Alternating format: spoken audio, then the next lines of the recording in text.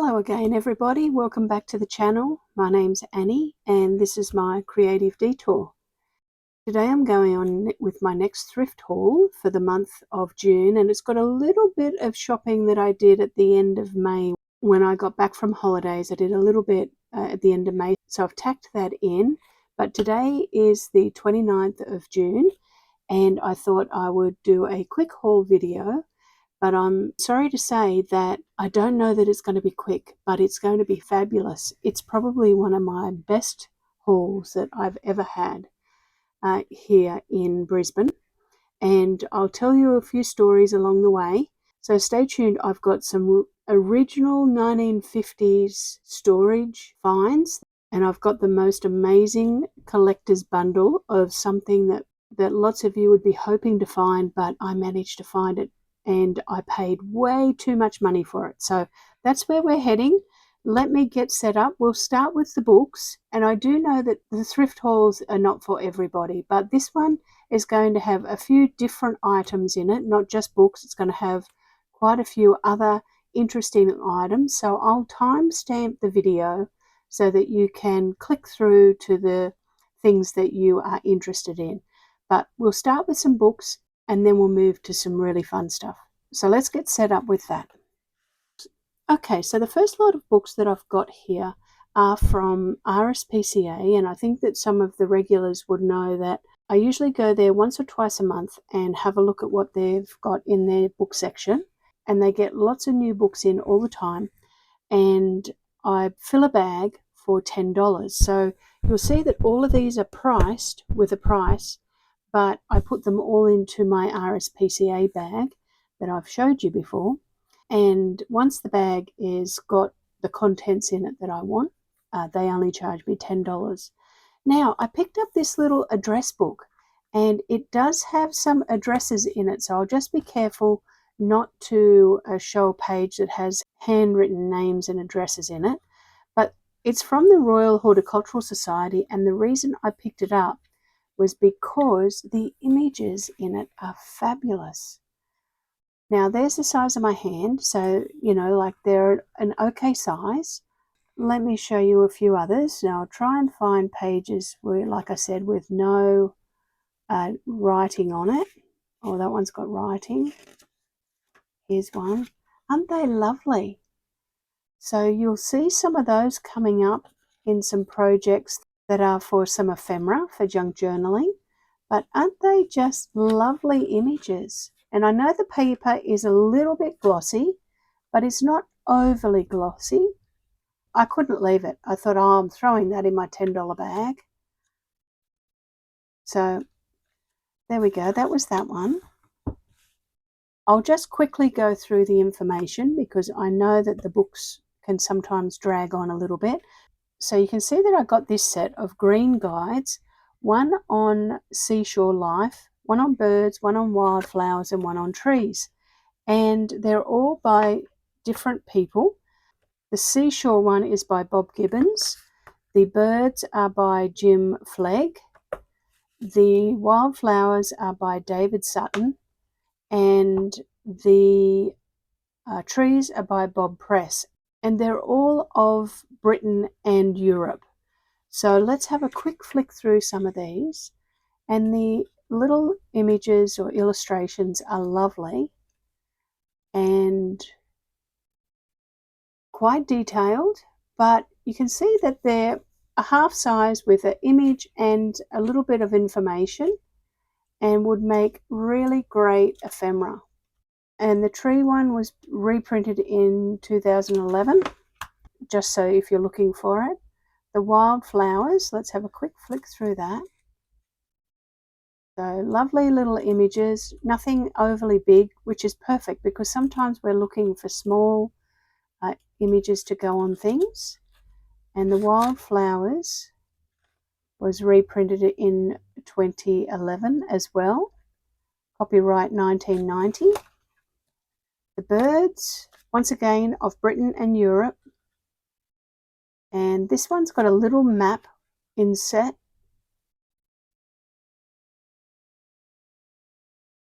So some good little sized birds there. and that one was reprinted in 2010 and copyrighted in 2001. And the seashore one has lots of little illustrations of sea life.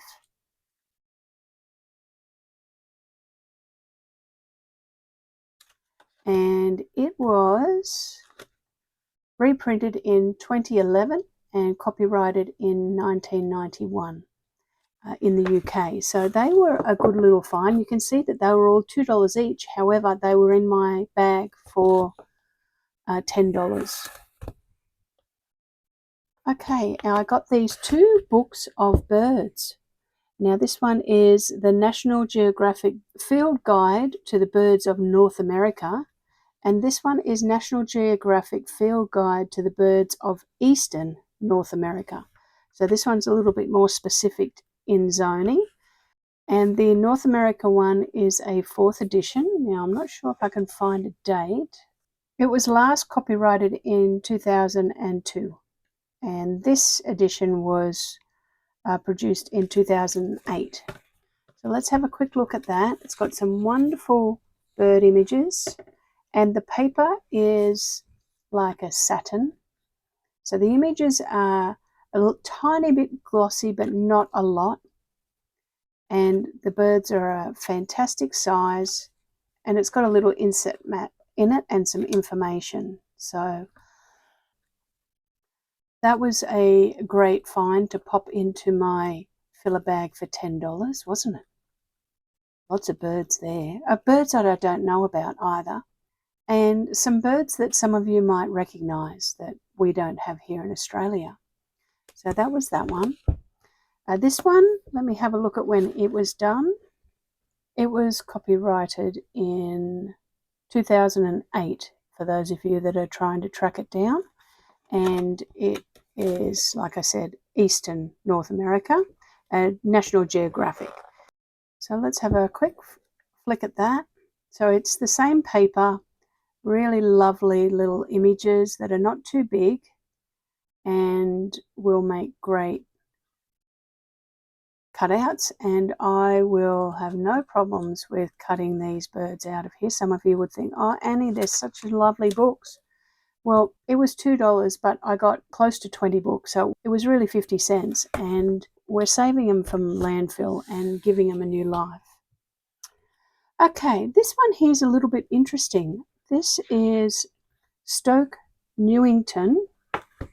Where is Stoke Newington? Let me just search that and find where Stoke Newington is. I should have looked at that before I got on. Stoke Newington is in London. It's a northern suburb of London. There you go. Well, I've got a historical book here of Stoke Newington, and it was compiled by Gavin Smith. Let me have a look at the information for you.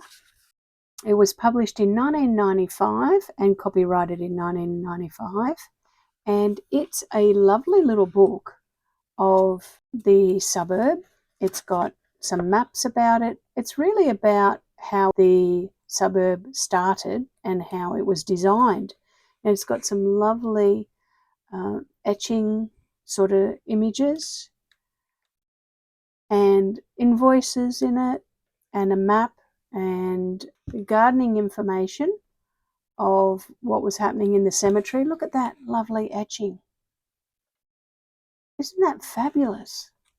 So this would have been of somebody that went there and maybe went to a museum and loved the suburb or the town and picked up a little book, and it's ended up in my library to play with here in Brisbane for 50 cents.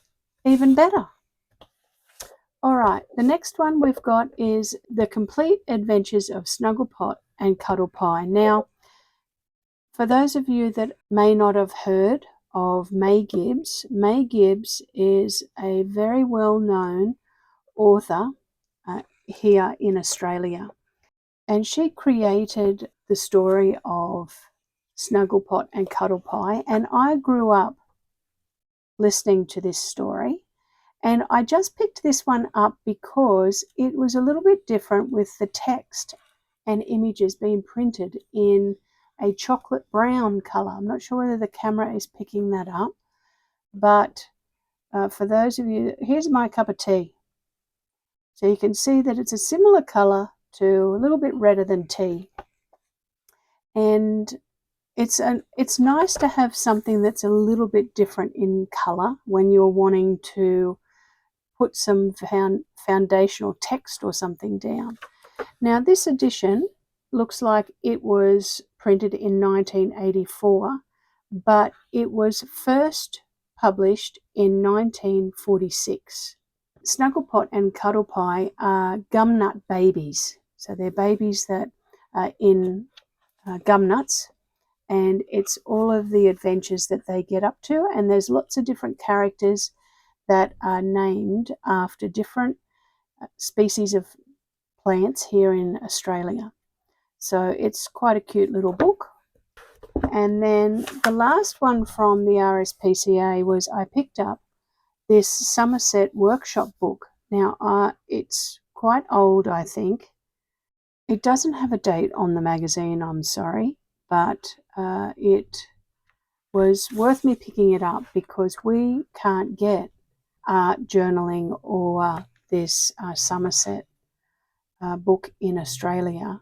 We can only get digital copies. So I think this is quite an old one. It's got 2006 in there, but I don't know what edition.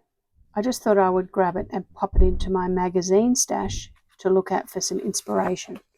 So they were the books from the RSPCA, and they were all in my bag for $10.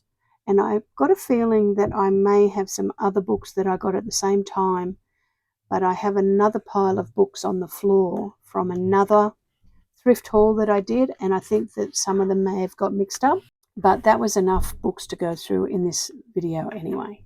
All right, let's have a look at some other things. I went to Lifeline, and Lifeline prices all of their books separately. You can fill a bag in some Lifelines for $15, so a little bit more expensive, but I tend to just pick up the books that I like at Lifeline and then pay for them individually. Now I got this one for $1, and it's called The Wonder Book of Animals, and I picked it up because of a few reasons. I picked it up because obviously it's lovely and aged, but it's got a bookmark in it. Don't you love it when books have got a bookmark in it and you think, why is that bookmarked? It's got a South Australia Scouts patch as a bookmark. And I thought, oh, for $1, I want the patch for the $1.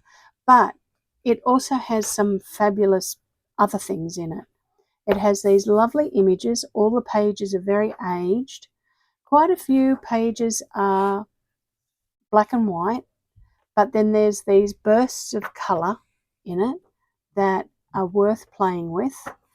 And it has lovely images, but look at the front. It has a book label in it that says Ian Boardman, 2nd place, 3rd grade, 1960, with best wishes from M.L. Foran. Now, this just captivated me, this book, and I know exactly what I'm going to do with it. Look at the inside cover, and the pages are lovely, like the feel of the pages. Some really great illustrations, and you may want to know when it was published. It was edited by Dr. Maurice Burton, if you're wanting to find it. It was produced by Ward Lock and Company Limited in London, Melbourne and Johannesburg. So if you want to try, oh, here we go. What's this one? Yes, from Ward Lock and Company Limited in 1960. Wow, this book, he would have loved this book because it was a new release when he got it. Ian did. Now, what I'm going to do with this is I'm actually going to turn this into an animal journal with animals with different stories. And I'm going to pull out some pages and I'm going to glue some pages together, and I'm going to tell stories about different animals in it. So that was a score for me. Now, I got a few other things from Lifeline. I got this metric information and building tradesman handout. So it was produced by the Metric Conversion Board in St Leonards in New South Wales, and it probably came out in the late 60s. And it's a little handout talking about how the metric system's got to be documented and used, I suppose, because I think that in 1970 the Metric Conversion Act was implemented in Australia. Like everything had to have been switched over by then, I think. So it's obviously, I think it looks a bit like a 60s document. I got this for 50 cents at Lifeline.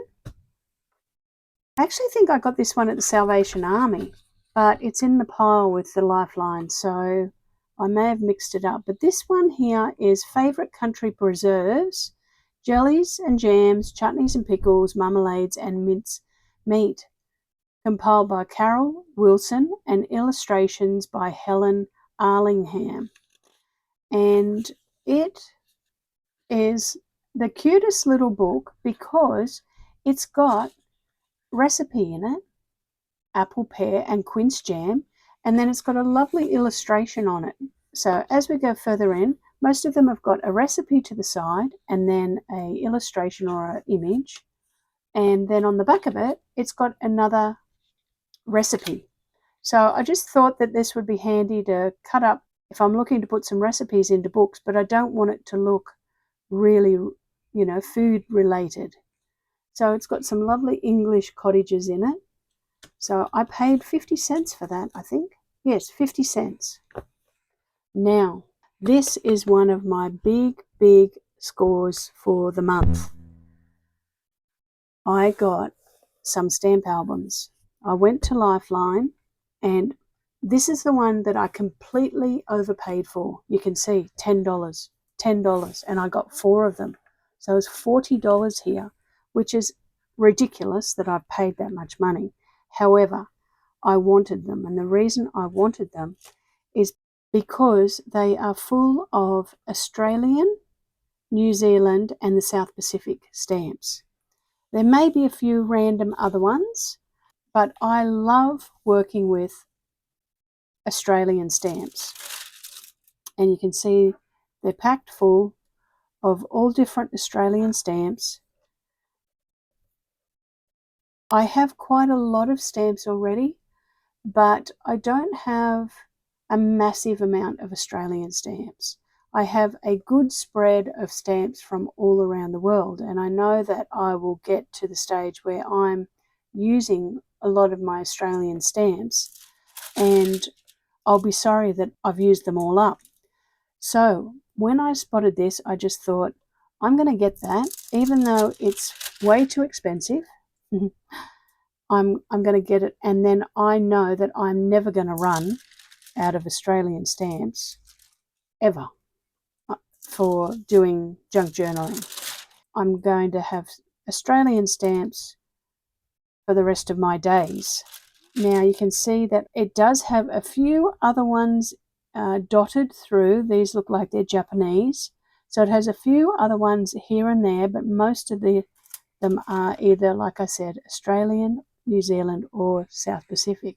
Oh, there may be some Papua New Guinea, which is wonderful as well, because it's all in our area. So as you can see, this one I think has got some New Zealand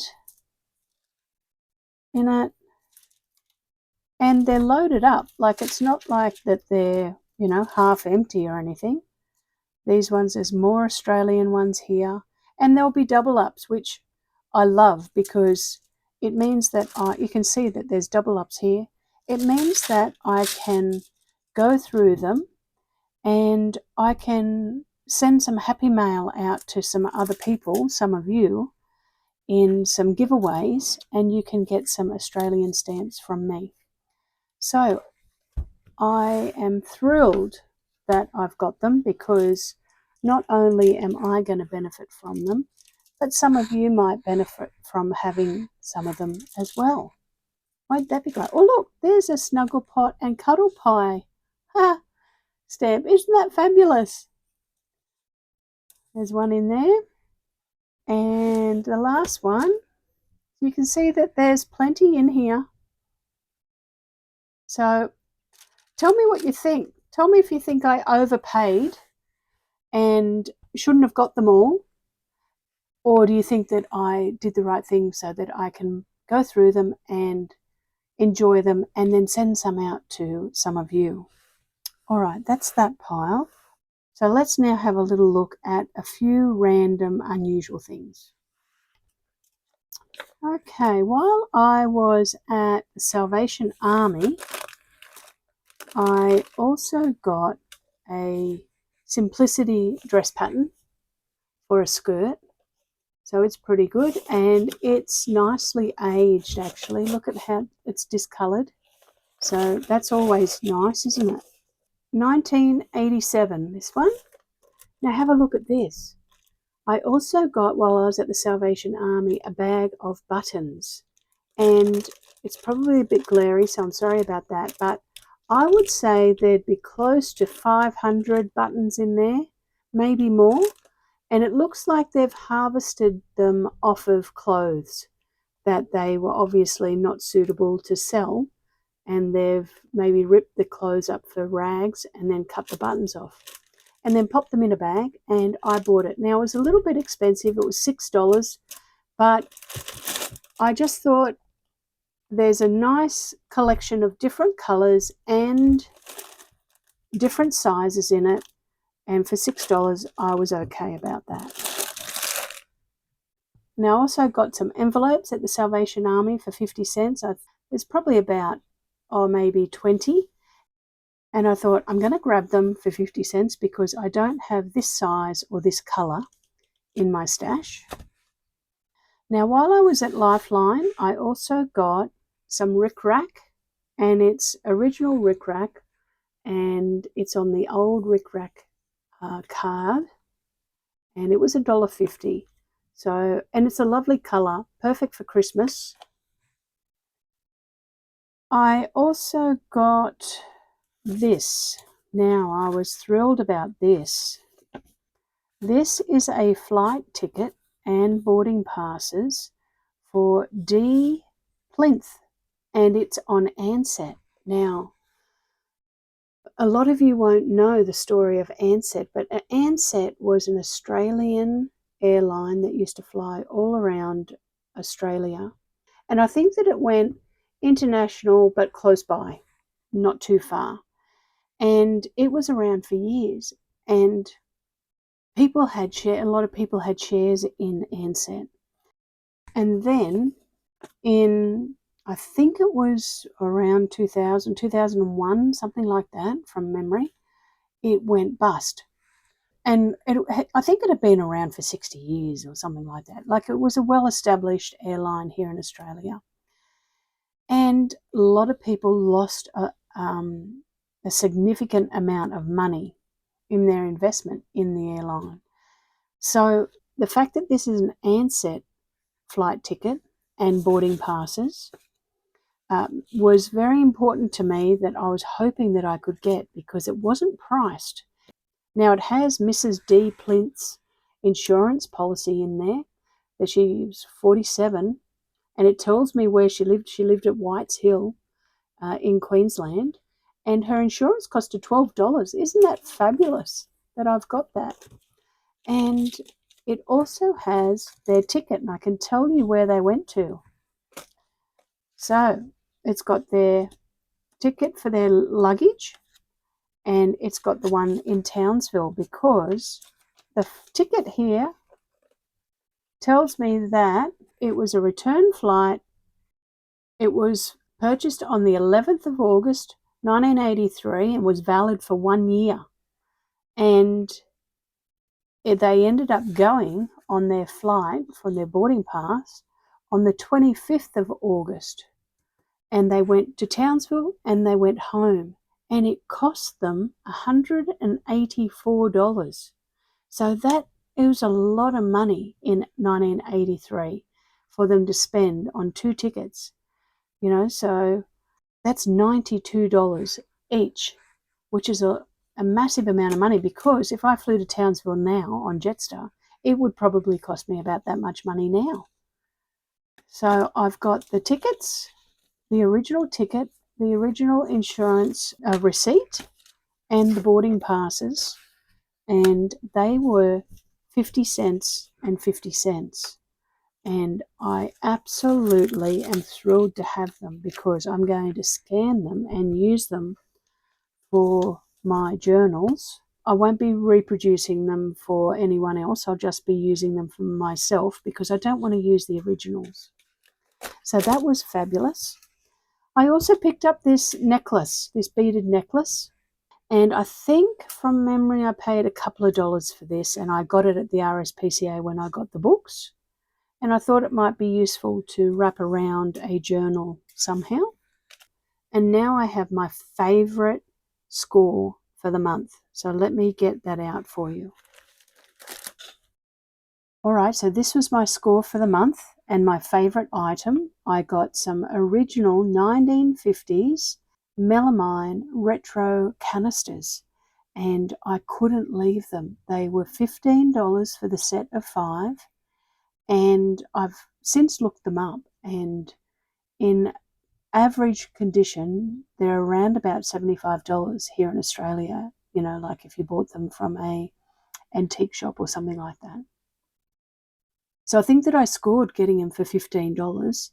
And the thing that I was most happy about is all of them have their lids, and there are no cracks on them at all. Quite often I've spotted some like these or in colours, and they've had one or two that might have been chipped or scratched, or that the name had come off of them, and I have left them because I've thought, no, I'll wait, I might see some at some point. Well, today was the day, actually. My husband and I and our 2 grandchildren, because we're looking after them during the school holidays, I took them thrifting for the very first time in their life, and I found these. And I had to reward them because they were so good with being patient while I looked around. We went and had ice creams afterwards. So we got a few good finds, but this was definitely my favourite for the month of June. So this find was from Vinnie's thrift store here in a suburb in Brisbane. So there you go. There's my finds for the month. I hope you really liked my haul, and if you liked the video, give it a thumbs up and think about subscribing to the channel. But put in the comments below what your favourite thing is that I got, and tell me whether you think that I overpaid on a few things, or whether you think even though they were a little bit expensive, they were worth getting. I'd love to know what you think. And let me know if any of you have got these 1950s retro melamine canisters. Okay, thanks so much for tuning in for my thrift haul for the month of June. I will probably post another one at the end of July or the beginning of August for what I find around my patch here in Brisbane, of things that I can either use in junk journaling or I can use in my craft room. These are going to go onto my bookshelf with things in them relating to craft, not flour, sugar, rice, tea or coffee. Okay, that's all from me today. I will see you on Saturday with my cruising junk journal as promised, and have a great week. I hope you have an opportunity to make something fun and new, and I will see you on the weekend. Thanks again, everybody. Bye for now.